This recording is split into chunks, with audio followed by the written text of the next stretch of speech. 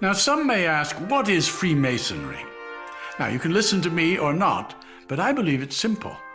Freemasonry is the very measure of a man. Look in every city and town in America, and you'll see, right out in the open, a building adorned with the square and compasses. Think for a moment. Freemasonry uses the oldest tools of antiquity, those tools of measurement used by the stonemasons, like the square and the compasses, to demonstrate and pass on the great truths and wisdom of the ages. We use tools of measurement because Freemasonry believes a man's greatness can be measured, not by his wealth or fame, but by his deeds, his character, his truth, his tolerance, his charity, his trust, his friendship, his love for his fellow creatures. It's been said that human happiness comes from the smallest of improvements.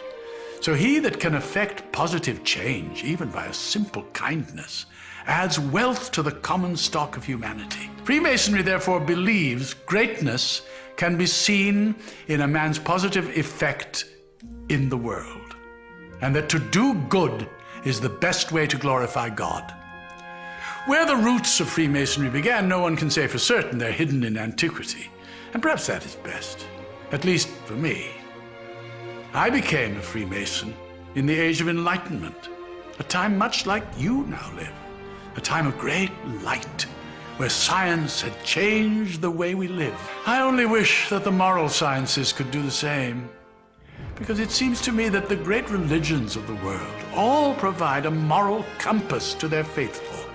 And while each man must wrestle in private with his personal relationship with God, Freemasonry offers an ecumenical brotherhood, a fraternity composed of men of all religions, founded on the practice of the great moral and social virtues. And that's why you see on our symbol the letter G.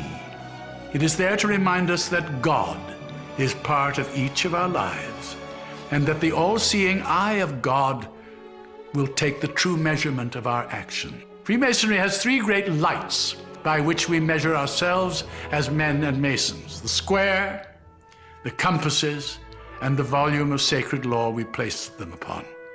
That sacred book, one revered by the individual mason, is where we take our oaths, lay the foundation of our lives. The square, providing direction, helps us to square our actions by the square of virtue, because virtue is the stone used to build the man and his temple. Virtue is the cement that binds our relationships, and it is by our virtues that we are measured. The compasses are the tools of our conscience. We learn by the compasses to circumscribe our desires and keep our passions within due bounds with all mankind. The compasses create a circle, the precise circumference required to keep tradition and revelation, principle and creativity in balance. Now, as to the great secret of Freemasonry, it is actually found in the unconscious of each person. It is discovered by each individual for himself, Mason or not, as he comes to know himself and finds the road that takes him to his city. Because the real secret of Freemasonry is finding out who you are. The Mason's square doth clear the air of folly and deception. The rule is straight, the angle clear, for greatness has direction. By the compasses abide the points within so far and wide. No pleasure sway nor profit tempt these bounds of Mason pride. Greatness, what your virtues are, good deeds practiced wide and far. And that secret of Masonic love is learning who you really are.